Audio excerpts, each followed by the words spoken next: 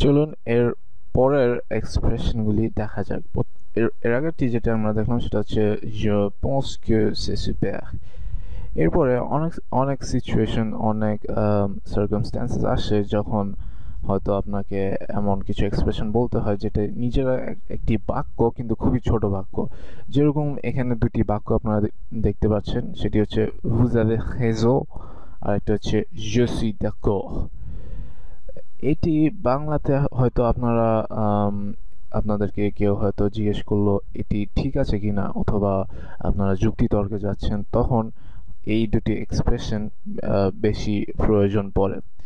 প্রথম এই এক্সপ্রেশনটি হলো vous avez raison।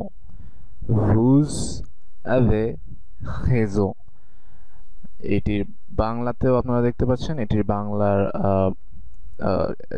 অল্টারনেট অ্যাকসেন্টটি হলো vous avez raison। এটি সাধারণ বাংলা অনুবাদ হবে আপনি ঠিক বলেছেন।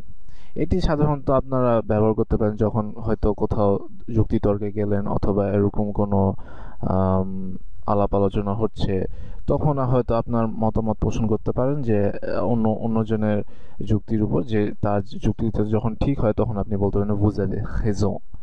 এটি নিজেই একটি বাক্য, এক্সপ্রেশন বটে, কিন্তু এটি নিজেও একটি স্বতন্ত্র বাক্য। এখানে আপনারা নিশ্চয়ই খেয়াল করলেন যে এখানে যখন আমি উচ্চারণ করলাম vous avez, সাধারণত যখন আমরা ভু বলি, ভু যে কোনো ফরাসি শব্দের শেষের কনসোনেন্টটি উচ্চারিত হয় না। এর আগেরগুলোতেই আমরা দেখলাম, প্রথমটাতেই আমরা দেখতে পেয়েছি c'est excellent, শেষের কনসোনেন্টটি উচ্চারণ উচ্চারণ আমি করিনি। কিন্তু এইখানে আপনারা দেখতে পাচ্ছেন vous avez। এইখানে একটি ভার্ব আছে, এই ভার্বটি আর এই ভার্বটি একই। আমরা এখনো ভার্ব দেখিনি, তবুও আমি আপনাদেরকে একটি সাধারণ আইডিয়া দিচ্ছি। এই ভার্বটি আছে যখন, আর এই ভার্বের যখন প্রথম কনসোনেন্টটি একটি ভাওয়েল আ, তখন আপনারা নিশ্চয়ই খেয়াল করছেন যে এই ভু এর শেষের কনসোনেন্টটি এই ভার্বের প্রথম কনসোনেন্টের সঙ্গে সংযুক্ত হয়ে এটির উচ্চারণ হবে vous avez। সেই কারণে আমি এখানে উচ্চারণ করছি vous avez raison। এই আভের শেষে জেডটা আর আরটা সংযুক্ত হচ্ছে না, কারণ এহ, ইংলিশের আর অথবা ফরাসির এহ, এইটি কোনো ভাওয়েল নয়। এই কারণে আমরা এখানে বলছি vous avez raison। চলুন এরপরটি দেখা যাক। এরপরটি হলো je suis d'accord। je suis d'accord।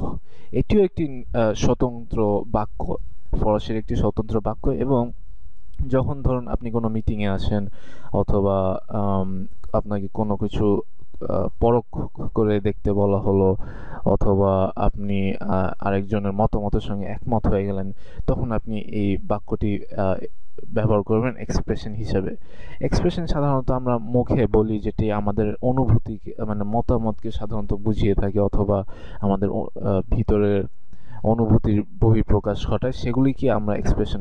আর এক্সপ্রেশনে বিভিন্ন ধরন আছে, আপনারা নিশ্চয়ই দেখতে পেলেন কতগুলো স্বতন্ত্র বাক্য আছে, কতগুলা শুধু ফ্রেজ আছে, মানে নিজেরা কোনো কমপ্লিট সেন্টেন্স না, কোনো স্বতন্ত্র পূর্ণ বাক্য নয়।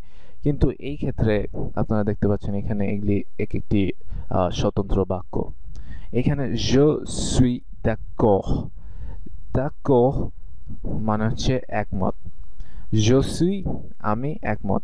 এইখানে আপনারা ফরাসি যেহেতু ইংলিশের সঙ্গে একমত, মানে ফরাসির সঙ্গে অনেক মিল আছে, সেই কারণে আপনারা এটিকে অনেকটা ইংলিশের কাছাকাছি ধরতে পারবেন, যদিও বাংলার কাছাকাছি ধরতে পারবেন না। এই কারণে আপনাদেরকে আমি যেটি রেকমেন্ড করব, আপনাদের কি যেটি আমি উপদেশ দেব, সেটি হলো আপনারা যতটুকু পারেন ইংলিশের সাহায্য নিয়ে করার চেষ্টা করবেন। কারণ যেহেতু দুটি ল্যাটিন ভাষার দ্বারা প্রভাবিত হয়েছে, সেহেতু আপনারা অনেক মিল খুঁজে পাবেন। কিন্তু এইখানে বাংলার সঙ্গে মিল খুঁজে পাওয়াটা খুবই দুষ্কর হয়ে যায় অনেক সময়। যেমন এইখানে আপনারা নিশ্চয়ই দেখতে পাচ্ছেন, এই এক্সপ্রেশনটি যখন আমরা বললাম, এটির ইংলিশ এক্সপ্রেশন আপনারা সহজেই খুঁজে পাচ্ছেন।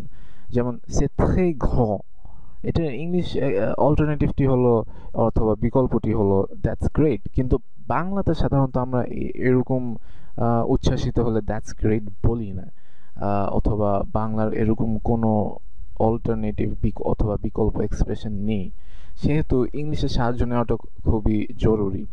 আর আরেকটি বিষয় হলো আপনারা কখনোই কোনো শব্দ অথবা ওয়ার্ড বাই ওয়ার্ড, মানে প্রতিটা শব্দকে আপনার অনুবাদ করবে না, কারণ প্রতিটা শব্দ সবসময় কোনো মানে একটি কমপ্লিট মানে দিতে পারে না। কারণ ফরাসিতে অনেক যদিও ইংলিশের সঙ্গে এটির মিল আছে, কিন্তু ইংলিশের থেকে এটির অনেক পার্থক্য আছে।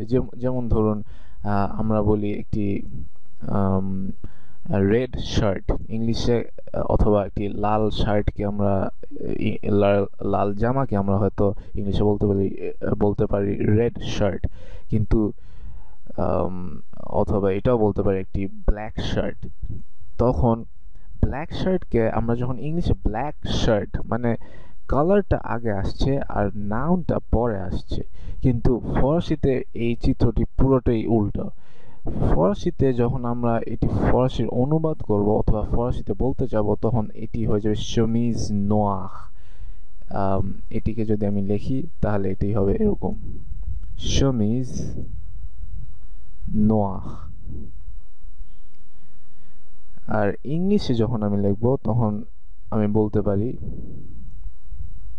Black shirt. যদি রেড হয় তখন বলতে পারেন চেমিজ হুজ, এরকম কোনো কিছু, অথবা রেড শার্ট, ব্ল্যাক, অথবা যে কোনো রং দিয়ে বুঝান না কেন। এখানে পার্থক্যটা আপনারা দেখতে পাচ্ছেন। যদি line by word by word অথবা প্রতিটা শব্দকে আপনারা অনুবাদ করতে চান, তাহলে এটি ভুল অনুবাদ হয়ে যাবে, কারণ চেমিজ মানে হচ্ছে ফরাসিতে শার্ট, আর নোয়াহ হচ্ছে শার্টের রং, সেটি হচ্ছে ব্ল্যাক। আর যদি রেড হতো তাহলে আমরা এখানে হুজ হুজ বলতাম। তো যাই হোক, এখানে আপনারা যে কোনো রং বসাতে পারবেন, কিন্তু আপনারা দেখতে পাচ্ছেন নাউনটি এখানে আগে আসছে, চেমিজ শার্টটি আগে আসছে আর কালারটি পরে আসছে। কিন্তু ইংলিশে যেটি হচ্ছে সেটি হচ্ছে ব্ল্যাক শার্ট, কালারটি আগে আসছে কিন্তু শার্টটি পরে আসছে, মানে নাউনটি পরে আসছে। তো এইখানে আপনারা যদি বা একটি ধরুন, যেমন আমি যদি ধরি একটি আমি এটিকে আবার লিখছি, যদি আমি ধরি ব্ল্যাক শার্ট, এটি আমি একটি কালো রঙের জামাকে বোঝানোর জন্য বলছি। তো এই উদাহরণটি নিয়ে যদি আমি বলতে চাই, ফরাসিতে অনুবাদ করতে চাই, তাহলে এটি পুরোটাই ভিন্ন হয়ে যাবে। যেমন ফরাসির অনুবাদটি হবে une chemise noire। তো আপনারা যদি এটি চিন্তা করে থাকেন, অথবা আপনার অনেকেই আমাদের যেটি অভ্যেস থাকে যে আমরা প্রতিটা শব্দকে অনুবাদ করতে চাই, কিন্তু কোনোদিনও এটি আসলে একটি ভুল অ্যাপ্রোচ। এটি একটি ভুল অ্যাপ্রোচ এই কারণে, কারণ এক একটি ল্যাঙ্গুয়েজের স্ট্রাকচার অনেক ডিফারেন্স আছে। এক একটি ভাষা তাদের ব্যাকরণে অনেক পরিবর্তন থাকে। সেই কারণে ইংলিশে আমরা দেখতে পাচ্ছি একটি যখন শার্টকে নাউনকে বোঝাচ্ছি, একটি নাউনকে যখন আমরা ডেসক্রাইব করছি অথবা ব্যাখ্যা করছি, তখন আমাদের রংটা আগে আসছে। কিন্তু এটিকে যদি আমি পুরোপুরি বাক্যে অনুবাদ করতেছি, তাহলে নোয়াহ আগে চলে আসবে, নোয়াহ এই জিনিসটা আগে চলে আসবে এবং চেমিজ পরে চলে যাবে। তো আসল ঠিকটি হলো এই প্রথমটি, une chemise noire। কিন্তু যদি আপনি পুরো বাক্য থেকে আরেকটি বাক্যকে অনুবাদ করতে চান, তাহলে une noire chemise। তাহলে এই une noire chemise এটি আসলে ভুল।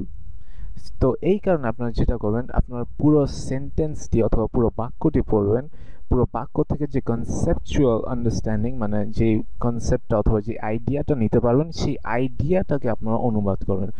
পুরো সেন্টেন্সটাকে অনুবাদ করতে গেলে অনেক অনেক ব্যাকরণে ভুল হবে, অনেক গ্রামাটিক্যাল এরর হবে, আর সেই ব্যাকরণের ভুলটা হয়তো আপনার পুরো মানে বাক্যের অর্থটি বদলে দিতে পারে।